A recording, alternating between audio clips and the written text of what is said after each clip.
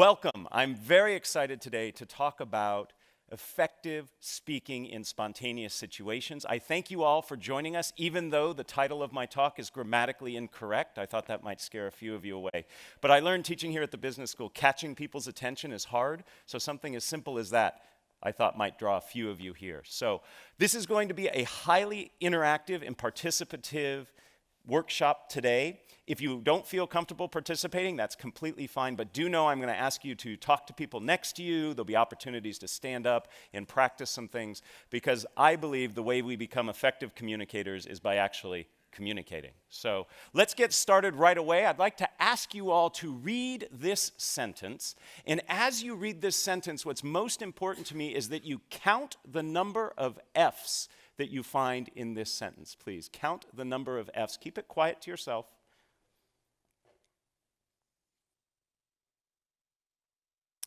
Give you just another couple seconds here.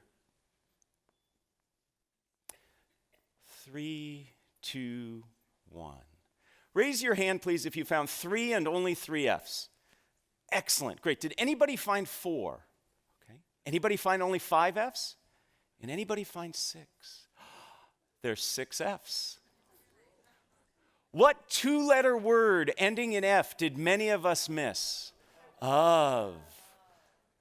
We'll make sure to get this to you so you can torment your friends and family at a later date.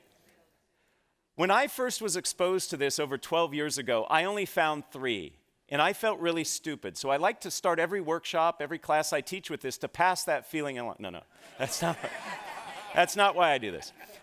I do this because this is a perfect analogy for what we're going to be talking about today. The vast majority of us in this room, very smart people in this room, were not as effective as we could have been in this activity.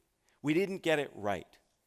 And the same is true when it comes to speaking in public, particularly when spontaneous speaking.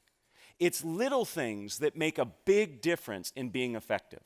So today we're going to talk about little things in terms of your approach, your attitude, your practice that can change how you feel when you speak in public. And we're going to be talking primarily about one type of public speaking. Not the type that you plan for in advance, the type that you actually spend time thinking about, you might even create slides for. These are the keynotes, the conference presentation, the formal toasts. That's not what we're talking about today. We're talking about spontaneous speaking. When you're in a situation that you're asked to speak off the cuff and in the moment. What we're going through today is actually the result of a workshop I created here for the business school. Several years ago, a survey was taken among the students, and they said, what are things we could do to help make you more successful here? And at the top of that list was this notion of responding to cold calls. Does everybody know what a cold call is? It's where the mean professor like me looks at some students and says, "What do you think?" And there was a lot of panic and a lot of silence. So as a result of that, this workshop was created, and a vast majority of first-year students here at the GSB go through this workshop. So I'm going to walk you through sort of a hybrid version of what they do. The reality is that spontaneous speaking is actually more prevalent than planned speaking.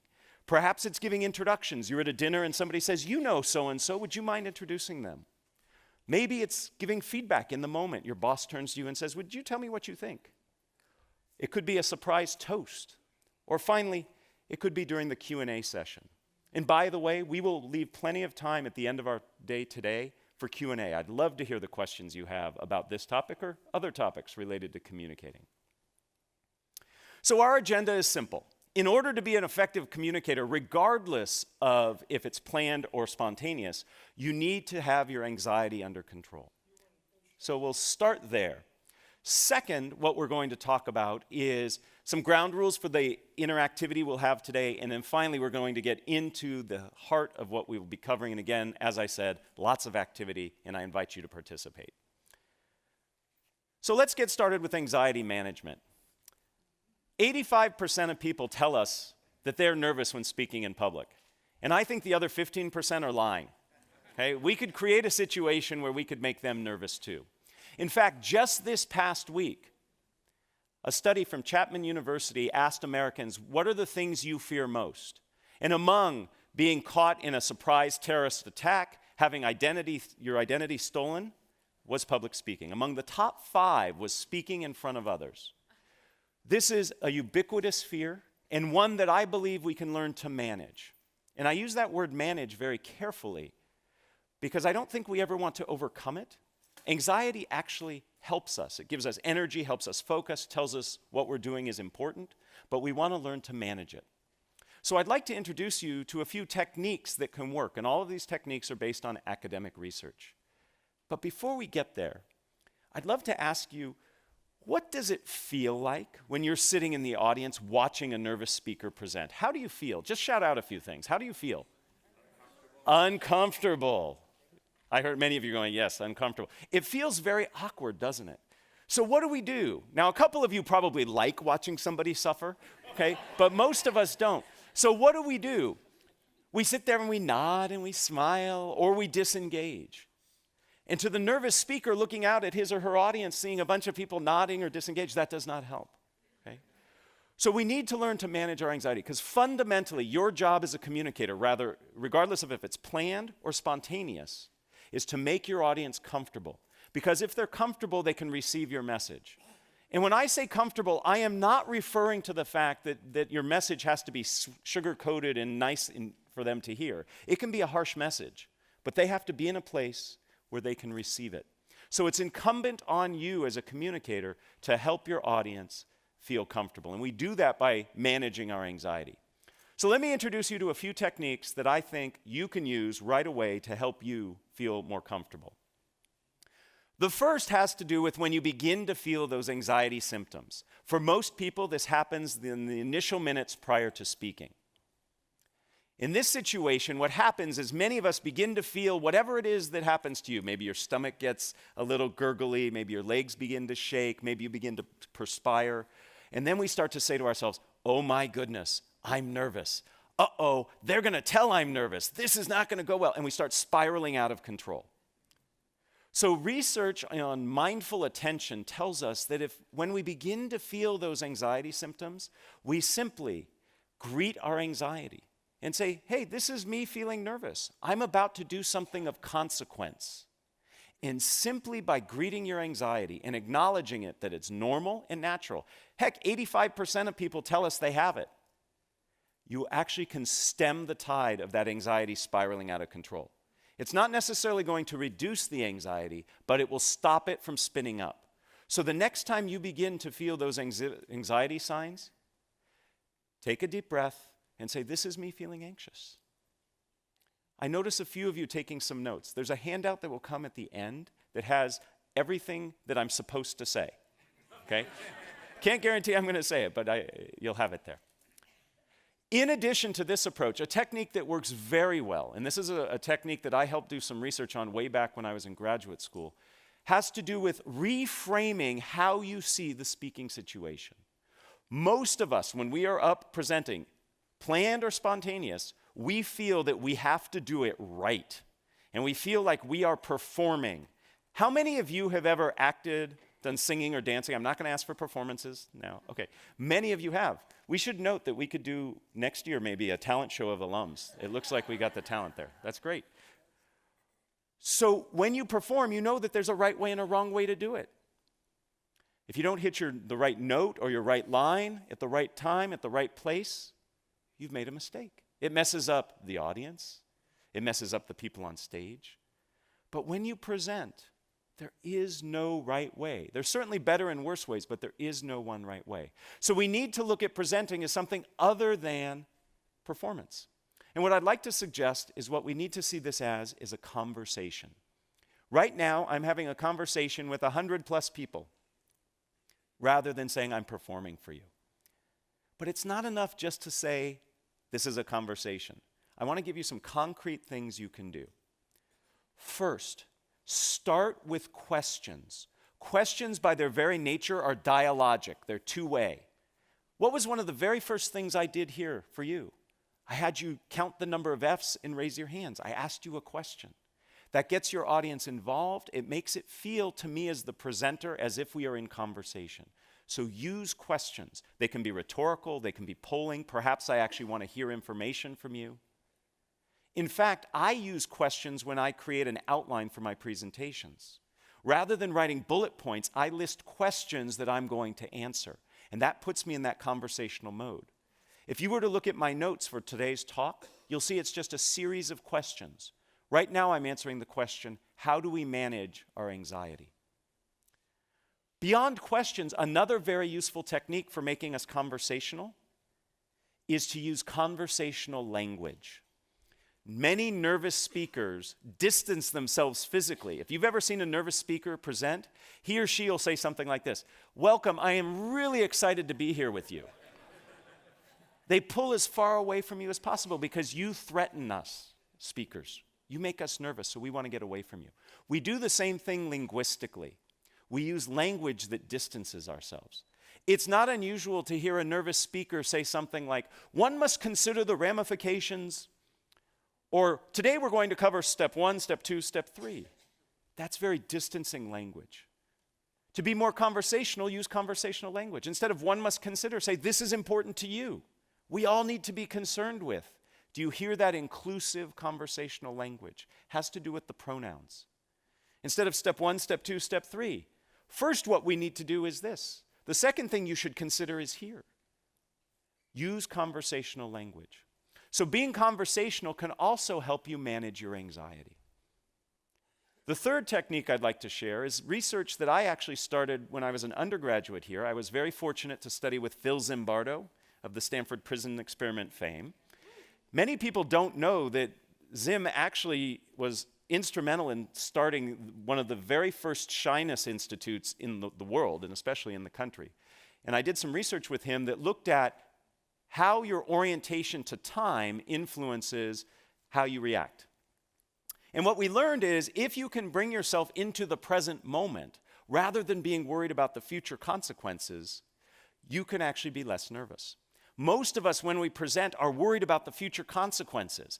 My students are worried they're not going to get the right grade. Some of you are worried you might not get the funding, you might not get the support, you might not get the laughs that you want. All of those are future states. So if we can bring ourselves into the present moment, we're not going to be as concerned about those future states, and therefore we'll be less nervous. There are lots of ways to become present-oriented.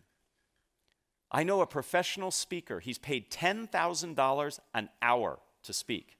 It's a good gig. He gets very nervous. He's up in front of crowds of thousands. Behind the stage, what he does is 100 push-ups right before he comes out. You can't be that physically active and not be in the present moment. Now, I'm not recommending all of us go to that level of exertion because he starts out of breath and sweaty, right? But a walk around the building before you speak, that can do it. There are other ways. If you've ever watched athletes perform and get ready to do their event, they listen to music. They focus on a song or a playlist that helps get them in the moment. You can do things as simple as counting backwards from 100 by tough numbers like 17. I'm going to pause because I know people in the room are trying. Yeah. Gets hard after that third or fourth one, I know. My favorite way to get present-oriented is to say tongue twisters. Saying a tongue twister forces you to be in the moment, otherwise you'll say it wrong. And it has the added benefit of warming up your voice. Most nervous speakers don't warm up their voice. They retreat inside themselves and start saying all these bad things to themselves. So saying a tongue twister can help you be both present-oriented and warm up your voice. Remember I said today we're going to have a lot of participation? I'm going to ask you to repeat after me my favorite tongue twister. And I like this tongue twister because if you say it wrong, you say a naughty word. And I'm going to be listening to see if I hear any naughty words this morning. Okay? Repeat after me. It's only 3 phrases. I slit a sheet. A sheet I slit. And on that slitted sheet I sit. Oh, very good. No shits. Excellent. Very good. Now, in that moment, you weren't worried about, I'm in front of all these people, this is weird, this guy's having me do this. You were so focused on saying it right and trying to figure out what the naughty word was that you were in the present moment. That's how easy it is. So it's very possible for us to manage our anxiety. We can do it initially by greeting the anxiety when we begin to feel those signs. We can do it when we reframe the situation as a conversation, and we do it when we become present-oriented. Those are 3 of many tools that exist to help you manage your anxiety. If you have questions about other ways, I'm happy to chat with you. And at the end, I'm going to point you to some resources that you can refer to help you find additional sources for you. So let's get started on the core part of what we're doing today, which is how to feel more comfortable speaking in spontaneous situations. Some very simple ground rules for you. First, I'm going to identify 4 steps that I believe are critical to becoming effective at speaking in a spontaneous situation. With each of those steps, I'm going to ask you to participate in an activity. None of them are more painful than saying the tongue twister out loud. They may require you to stand up, they might require you to talk to the person next to you, but none of them are painful. And then finally, I'm going to conclude with a phrase or saying that comes from the wonderful world of improvisation. Through the continuing studies program here at Stanford, for the past 5 years, I have co-taught a class with Adam Tobin. He is a lecturer in the creative arts department. He teaches film and new media, and he's an expert at improv. And we've partnered together to help people learn how to speak more spontaneously. We call it improvisationally speaking. And Adam has taught me wonderful phrases and ideas from improv that I want to impart to you that really stick. That's why I'm sharing them with you, to help you remember these techniques. And again, at the end of all this, you'll get a handout that has this listed. So let's get started. The very first thing that gets in people's way when it comes to spontaneous speaking is themselves. We get in our own way. We want to be perfect. We want to give the right answer. We want our toasts to be incredibly memorable. These things are burdened by our effort, by our trying. The best thing we can do, the first step in our process, is to get ourselves out of the way. Easier said than done. Most of us in this room are in this room because we are type A personalities. We work hard, we think fast, we make sure that we get things right. But that can actually serve as a disservice as we try to speak in the moment. I'd like to demonstrate a little of this for you, and I need your help to do that. So we're going to do our first activity. We are going to do an activity that's called Shout the Wrong Name. In a moment, if you are able and willing, I'm going to ask you to stand. And I am going to ask you for about 30 seconds to look all around you in this environment, and you are going to point at different things. And I know it's rude to point, but for this exercise, please point. I want you to point to things, and you are going to call the things you are pointing to out loud anything but what they really are. So I might point to this and say refrigerator. I might point to this and say cat. I am pointing to anything in your environment around you. It can be the person sitting next to you, standing next to you. You will just shout, and shouting is important, the wrong name. So in a moment, I'm going to ask you to stand and do that. Please raise your hand if you already have the first 5 or 6 things you're going to call out. Yeah, that's what I'm talking about. We stockpile. You all are excellent game players. I told you the game. Shout the wrong name. And you have already begun figuring out how you're going to master the game. That's your brain trying to help you get it right. I'd like to suggest the only way you can get this activity wrong is by doing what you've just done. Okay? There is no way to get this wrong. Okay? Even if I call this a chair, no penalty will be bestowed upon you. Okay? Because I won't know what you were pointing at. You could have been pointing at the floor under the chair, and you called the floor the chair, and you were fine. The point is, we are planning and working to get it right, and there is no way to get it right. Just doing it gets it right. Okay, so let's try this now. We're going to play this game twice. Again, it's for 30 seconds. If you are willing and able, will you please stand up? You can do this seated, by the way, but if you're willing and able, let's stand up. Okay, in a moment, I am about to say go, and I would like for you to point at anything around here, including me. It's okay to point at me. I hope it's not a bad thing you say when you point at me, but point at different things and loudly and proudly call them different than what they are. Ready? Begin. Porcupine, California, salt shaker, car, library, tennis racket, purple, Orange. Putrid. Hello. Time.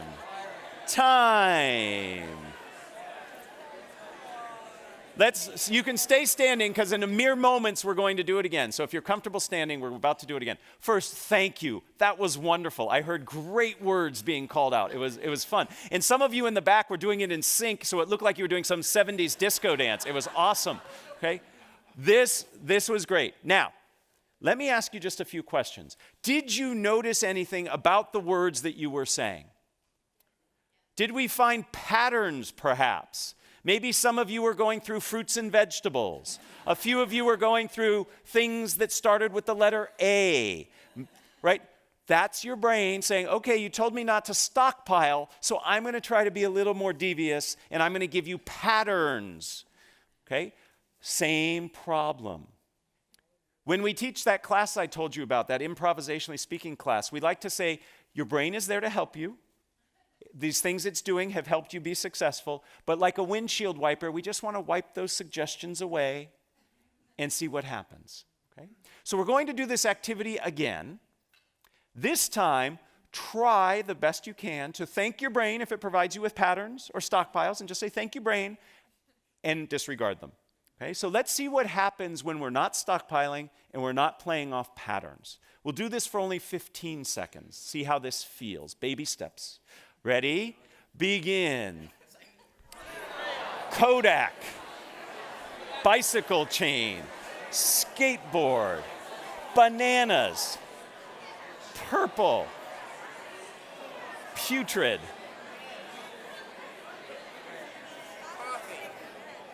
Time. Please have a seat. Thank you again.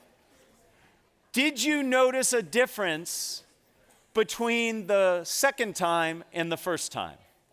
Yes. Was it a little easier that second time? No. That's okay. We're just starting.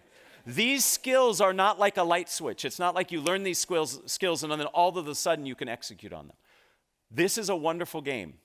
This is a wonderful game to train your brain to get out of its own way. You can play this game anywhere, anytime. I like to play this game when I'm sitting in traffic. Makes me feel better. I shout things out. They're not the naughty things that I want to be shouting out, but I shout out things and it helps. You're training yourself to get out of your own way. You're working against the muscle memory that you've developed over the course of your life with a brain that acts very fast to help you solve problems. But in essence, in spontaneous speaking situations, you put too much pressure on yourself trying to figure out how to get it right. So a game like this teaches us to get out of our own way. It teaches us to see the things that we do that prevent us from acting spontaneously. In essence, we are reacting rather than responding. To react means to act again. You've thought it and now you're acting on it. That takes too long and it's too thoughtful. We want to respond in a way that's genuine and authentic. So the maxim I would like for you to take from this, and again, these maxims come from improvisation, is one of my favorite: dare to be dull. And in a room like this, telling you dare to be dull is offensive, and I apologize. But this will help. Rather than striving for greatness, dare to be dull.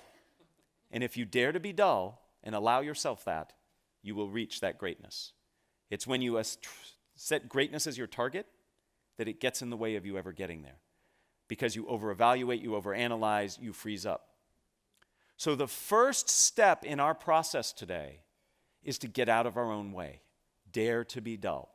Easier said than done, but once you practice, in a game just as simple as the one we practiced, is a great way to do it. But that's not enough.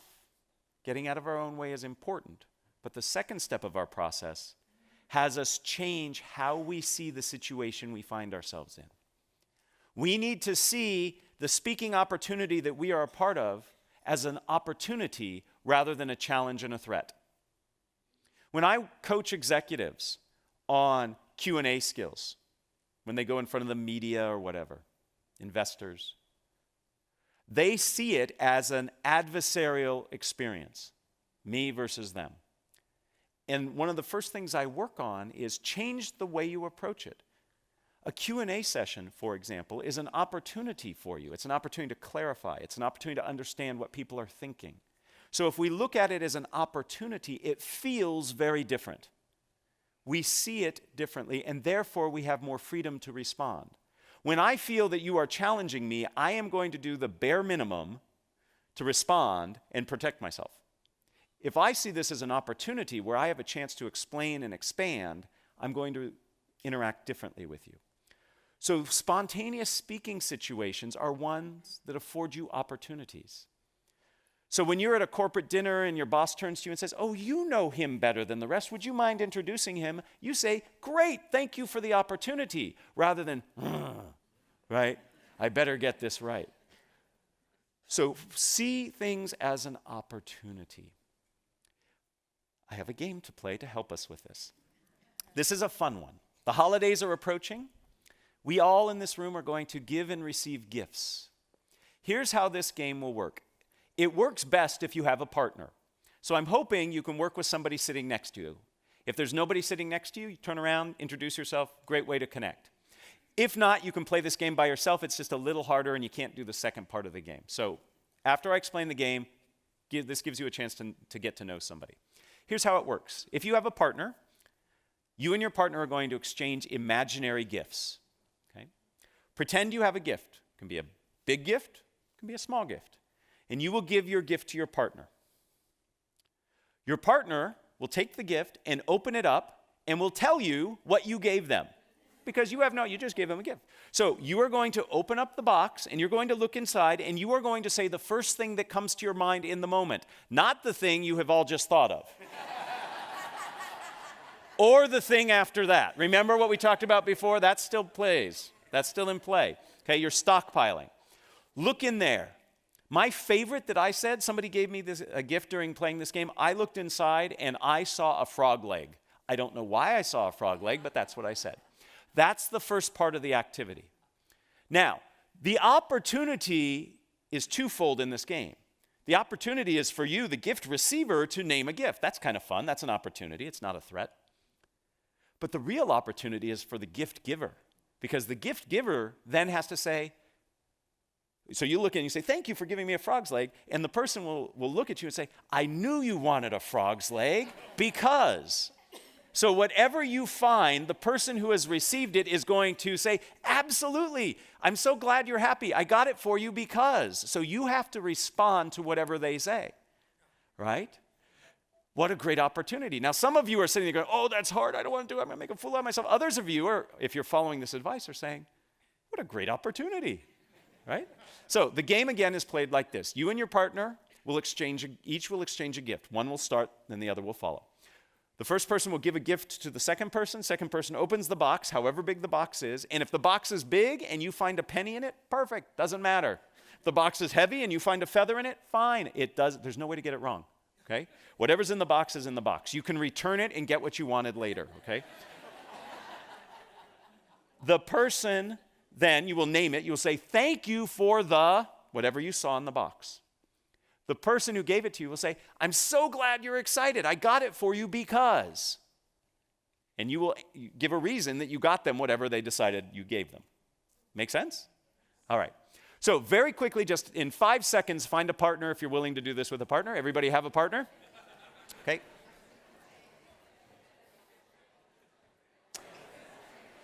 All right. In your partnerships, pick an A person and a B person. You may stand or sit. It's totally up to you. Pick an A and pick a B. Okay? B goes first. Ha, ha, ha. All right. B, give A a gift. B, give A a gift. A, thank them. And then B will name and give the reason they gave it to him.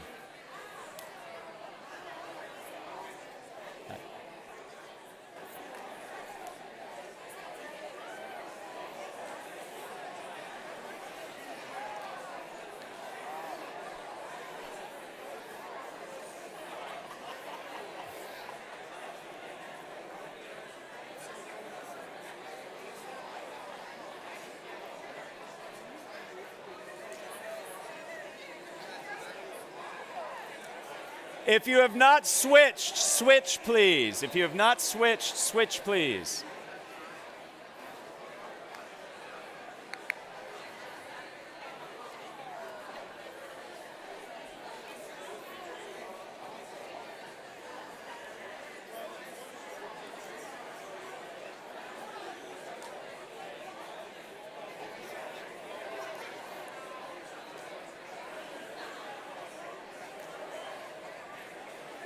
Let's wrap it up in 30 seconds, please. Let's wrap it up.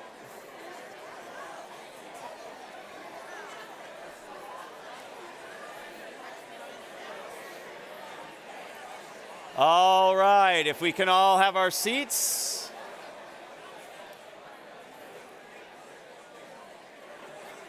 If we can all take our seats, please. I know I'm telling a room of many MBA alums to stop talking, and that's hard.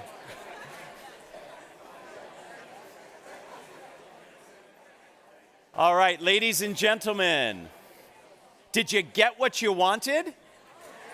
Pretty neat, huh? You always get what you want.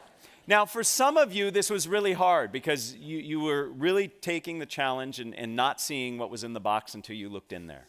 Okay? Was anybody surprised by what you found in the box? What did you find, sir? What was in the box? What? Wow. Nice. Nice. If you've got a Ferrari, you need a transmission. I like it. Who else found something that was surprising? What did you find? A live unicorn. That's a great gift, right? How was it as the gift giver? Were you surprised at what your partner found in the box? Isn't it interesting that when we give an imaginary gift, knowing that the person's going to name it, we already have in mind what they're going to find? And when they say live unicorn, we go, well, that's interesting, right?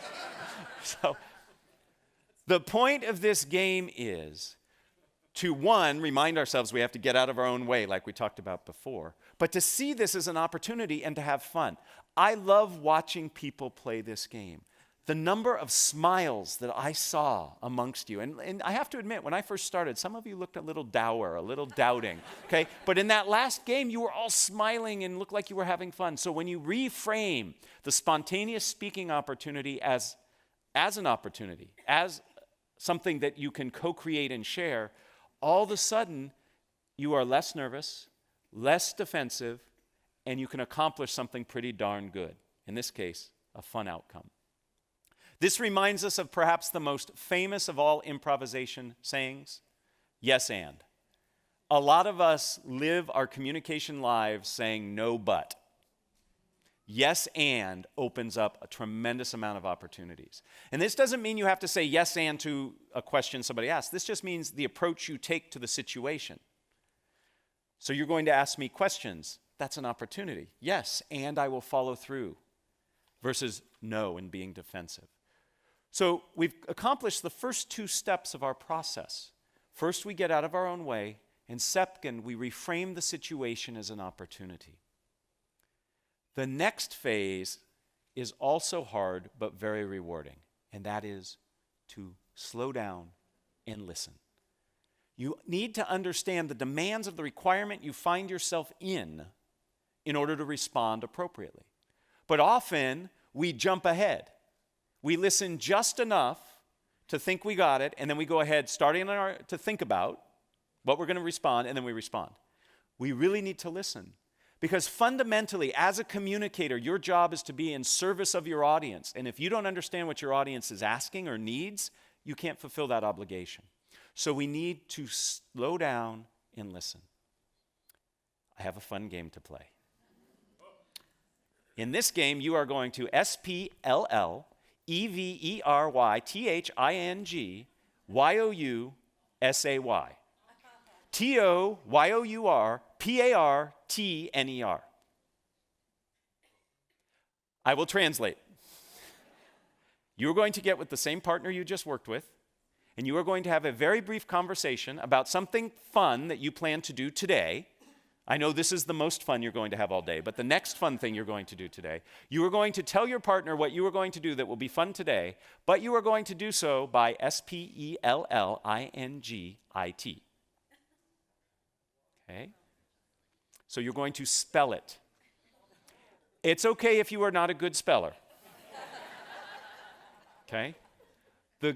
You'll see the benefit of doing this. So, with the partner you just worked with, person A is going to go first this time. You are simply going to tell your partner, actually you're going to spell to your partner what it is of fun, something of fun, that you're going to do today. Okay? Do what you were really going to do for fun and not do things like FEEDTHECAT, right? Just because you don't want to spell, right? So, you can use big words. All right, 30 seconds each. Spell to your partner something fun that you're going to do today.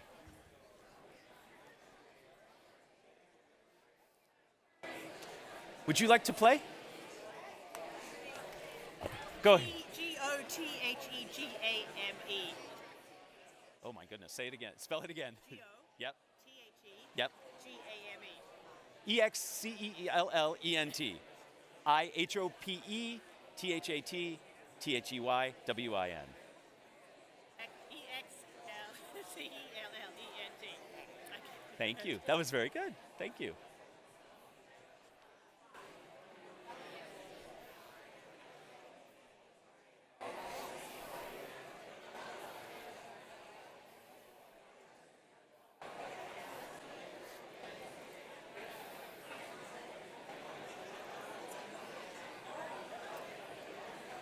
If you have not switched, switch. Take 30 more seconds with the new partner spelling.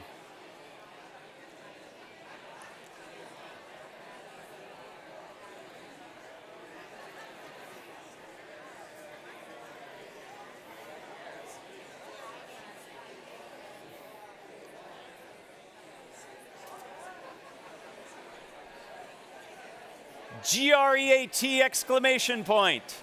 THANKYOU PLEASE TAKEYOURSEAT.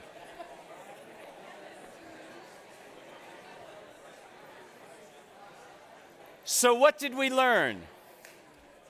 What did we learn? Besides that we're not so good at spelling. You have to pause between the words. How did this change your interaction with the person you were interacting with? What did you have to do? Focus and listen. And you can't be thinking ahead. You have to be in the moment. When you listen and truly understand what the person is trying to say, then you can respond in a better way, a more targeted response. We often don't listen. So we start by getting out of our own way. We then reframe the situation as an opportunity. Those are things we do inside our head. But in the moment of interacting, we have to listen first before we can respond to the spontaneous request. Perhaps my most favorite maxim comes from this activity. Don't just do something, stand there. Listen, and then respond. Now, how do we respond? That brings us to the fourth part of our process. And that is, we have to tell a story. We respond in a way that has a structure. All stories have structure. We have to respond in a structured way. The key to successful spontaneous speaking, and by the way, planned speaking, is having a structure. I would like to introduce you to two of the most prevalent and popular and useful structures you can use to communicate a message in a spontaneous situation. But before we get there, we have to talk about the value of structure. It increases what is called processing fluency, the effectiveness of which or through which we process information. We actually process structured information roughly 40% more effectively and efficiently than information that's not structured. I love looking out in this audience because you will remember, as I remember, phone numbers. When you had to remember them if you wanted to call somebody. Okay, young folks today don't need to remember phone numbers. They just need to look at a picture, push a button, and then the voice starts talking on the other end. 10-digit phone numbers, it's actually hard to remember 10-digit phone numbers. How did you do it? You chunked it into a structure, 3, 3, and 4. Structure helps us remember. The same is true when speaking spontaneously or in a planned situation. So let me introduce you to 2 useful structures. The first useful structure you have probably heard or used in some incarnation. It is the problem, solution, benefit structure. You start by talking about what the issue is, the problem. You then talk about a way of solving it, and then you talk about the benefits of following through on it. Very persuasive, very effective. Helps you as the speaker remember it, helps your audience know where you're going with it. When I was a tour guide on this campus many, many, many years ago, what do you think the single most important thing they drilled into our head? It took a full quarter, by the way, to train to be a tour guide here. They used to line us up at one end of the quad and have us walk backwards straight, and if you failed, you had to start over. To this day, I can walk backwards in a straight line because of that. As part of that training, what do you think the most important thing they taught us was? Never lose your tour group. I'm not joking. Never lose your tour group. The same is true as a presenter. Never lose your audience. The way you keep your audience on track is by providing structure. None of you would go on a tour with me if I said, "Hi, my name's Matt, let's go." You want to know where you're going, why you're going there, how long it's going to take. You need to set expectations, and structure does that. Problem, solution, benefit is a wonderful structure to have in your back pocket. It's something that you can use quickly when you're in the moment. It can be reframed so it's not always a problem you're talking about. Maybe it's an opportunity. Maybe there's a market opportunity you want to go out and capture. It's not a problem that we're not doing it, but maybe we'd be better off if we did. So it becomes opportunity, solution, which are the steps to achieve it, and then the benefit. Another structure, which works equally well, is the what, so what, now what structure. You start by talking about what it is. Then you talk about why it's important, and then what the next steps are. This is a wonderful formula for answering questions, for introducing people. So if I'm in the moment somebody asks me to introduce somebody, I change the what to who. I say who they are, why they're important, and what we're going to do next. Maybe listen to them, maybe drink our wine, whatever, right? What, so what, now what? The reality is this: when you are in a spontaneous speaking situation, you have to do 2 things simultaneously. You have to figure out what to say and how to say it. These structures help you by telling you how to say it. If you can become comfortable with these structures, you can be in a situation where you can respond very ably to spontaneous speaking situations. We're going to practice, because that's what we do. Here's the situation. Is everybody familiar with this child's toy? It's a Slinky. Okay? You are going to sell this Slinky to your partner using either problem, solution, benefit, or opportunity, solution, benefit. What does the Slinky provide you? Or you could use what, so what, now what? What is it? Why is it important? And the next steps might be to buy it. Okay? So by using that structure, see how already it helps you? It helps you focus. Get with your partner. And we're only going to have one partner sell to the other partner. Okay? So get with your partner. One of you will volunteer to sell to the other. Okay? Sell a Slinky using problem, solution, benefit, or what, so what, now what. Please begin.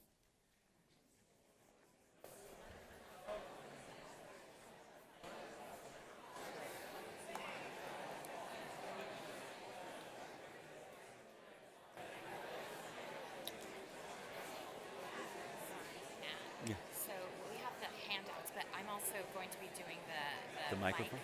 So when I debrief this, you can go ahead and pass them out. Okay, Does so that make sense? After Q&A? No, after this activity. Okay, and then after that we'll do Q&A. Correct.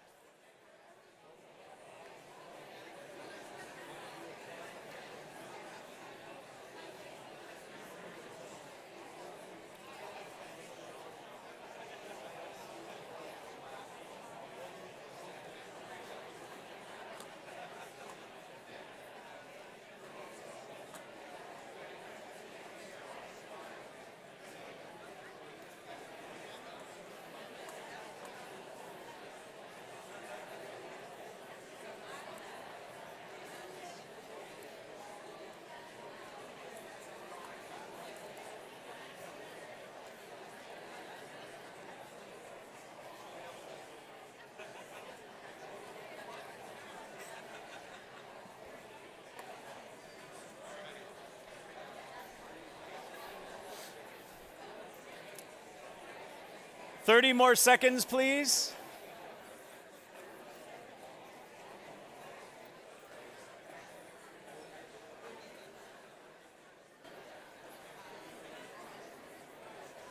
Excellent. Let's all close the deal, seal the deal. I have never seen more people in one place doing this at the same time. I love it. I teach people to gesture and gesture big. It's great. I love it. So if you were the recipient of the sales pitch, thumbs up. Did they do a good job? Did they use the structure? Awesome. I'm recruiting you all for my next business as my salespeople. Please try to ignore this, but as we're speaking, the handout I told you about is coming around. On the back of that handout, you are going to see a list of structures, the two we talked about and several others, that can help you in spontaneous speaking situations.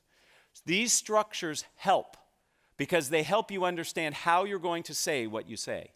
Structure sets you free, and I know that's kind of ironic, but it's true. If you have that structure, then you're free to think about what it is you're going to say. It reduces the cognitive load of figuring out what you're saying and how you're going to say it. All of this is on that handout. Okay? So what does this all mean? It means that we have within our ability the tools and the approaches to help us in spontaneous speaking situations. The very first thing we have to do is manage our anxiety, because you can't be an effective speaker if you don't have your anxiety under control. And we talked about how you can do that by greeting your anxiety, reframing as a conversation, and being in the present moment. Once you do that, you need to practice a series of 4 steps that will help you speak spontaneously. First, you get out of your own way. I would love it if all of you, on your way from here to the football game, point at things and call them the wrong name. It'll be fun. If most of us do it, then it won't be weird. If only 1 and 2 of us do it, it'll be weird. Right? Second, give gifts. By that I mean see your interactions as ones of opportunity, not challenges. Third, take the time to listen. Listen.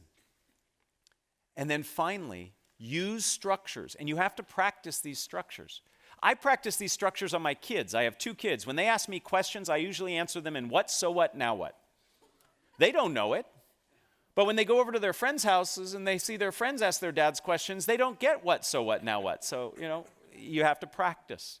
The more you practice, the more comfortable you will become.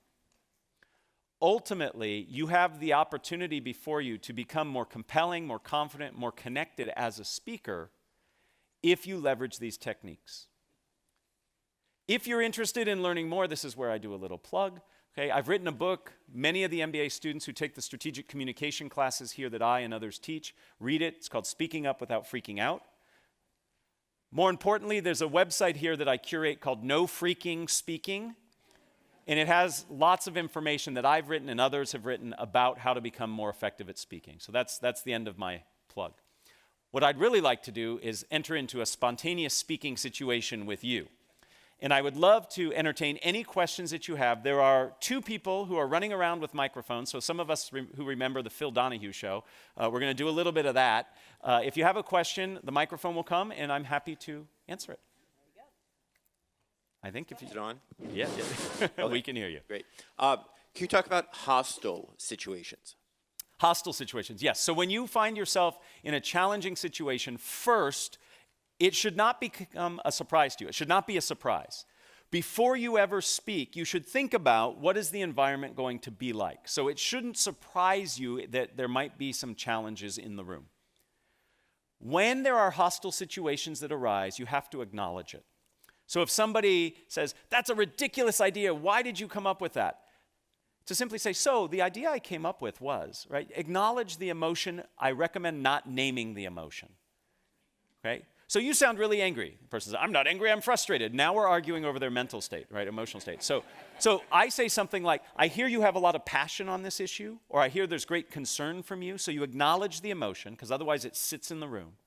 And then reframe or respond the way that makes sense. So if somebody raises their hand and says, "Your product is ridiculously priced. Why do you charge so much?" I might say, "I hear great concern. And what you're really asking about is the value of our product. And I would give my value proposition, and then I would come back and say, and because of the value we provide, we believe it's priced fairly. So you answer the question about price, but you reframe it in a way that you feel more comfortable answering it. So the way to do this is to practice all the skills we just talked about. The only skill that I'm adding to this is the awareness in advance that you might be in that situation. First, I have to truly listen to what I'm hearing, right? It's very easy for me when I hear a challenging question to get all defensive and not hear what the person's asking. I see it as an opportunity to reframe and explain. Okay, so again, you have to practice, but that's how I think you address it. Are there other questions? I see a question back here. Yes, please. Yes, first of all, thank you very much. Great presentation. Thank you. For a lot of the speaking I do, I have remote audiences, so audiences distributed all over the country with telecom. Any tips for those kinds of audiences? So when you are speaking in a situation where not everybody is co-located, okay? In fact, right at this very moment, there are people watching this presentation remotely. What you need to do is be mindful of it. Second, try to include engagement techniques where the audience actually has to do something. So physical participation is what we did here through the games. You can ask your audience to imagine something. Imagine what it would be like if, when we try to achieve a goal. Rather than saying, here's the goal we're trying to achieve, say, imagine what it would be like if. See what that does to you. It pulls you in. I can take polling questions. Most of the technology that you're referring to has some kind of polling feature. You can open up some kind of wiki or Google Doc or some collaborative tool where people can be doing things and you can be monitoring that while you're presenting. So I might take some breaks. I talk for 10, 15 minutes and say, okay, let's apply this and let's go into this Google Doc I've created and I see what people are doing. So it's about variety and it's about engagement. Those are the ways that you really connect to people who are remote from you. Other questions? Who you're pointing? Oh, I've got to look for where the mic is. Yes, please. This may be similar to the first question, Sure. but I do a lot of expert witness testimony. What's your recommendation for handling cross-examination, specifically? I Specifically, feel like I'm hostile being cross-examined, right? That's very hostile. So in any speaking situation that you go into that has some planned element to it, I recommend identifying certain themes that you think are important or believe need to come out. And then with each one of those themes, have some examples and concrete evidence that you can use to support it. You don't go in with memorized terms or ways of saying it. You just have ideas and themes, and then you put them together as necessary. So when I'm in a situation where people are interrogating me, I have certain themes that I want to get across and make sure that I can do that in a way that fits the needs in the moment. If it's hostile, again, the single best tool you have to buy yourself time and to help you answer a question efficiently is paraphrasing. The paraphrase is like the Swiss Army knife of communication. If you remember the show MacGyver, it's your MacGyver tool, right? So when a question comes in, the way you paraphrase it allows you the opportunity to reframe it, to think about your answer, and to pause and make sure you got it right. So when you're under those situations, if you have the opportunity to paraphrase, say, so what you're really asking about is X, Y, and Z, that gives you the opportunity to employ one of these techniques. Now, I've never been an expert witness because I'm not an expert on anything, but those tools, I believe, could be helpful. The microphone is back there. Thank you. Thank Yes. you so much. This has been so helpful and enjoyable this good. morning. Thank you. Would you please show the last screen so we can get down the name of the book that you've written and the information? Absolutely. Thank you. I think they actually, you might even have an opportunity to, and it's on the sheet too. Everything I said is on the back of that sheet, but I'm happy to have this behind me while I talk. Other questions? Yes, please. Yes, I work with groups that that represent many different cultural backgrounds. Yes. So are there any caveats, or is this a universal strategy? So in terms of, from your perspective as the speaker, I believe this applies. But whenever you communicate, part of the listening aspect is also thinking about is who is my audience and what are their expectations? So what are the cultural expectations of the audience that I'm presenting to? So there might be certain norms and rules that are expected. So when I travel and do talks, I have to take into account where I'm doing the presentation. So I help present in the Ignite program. And if you have not heard about the Ignite program here at the GSB, it's fantastic.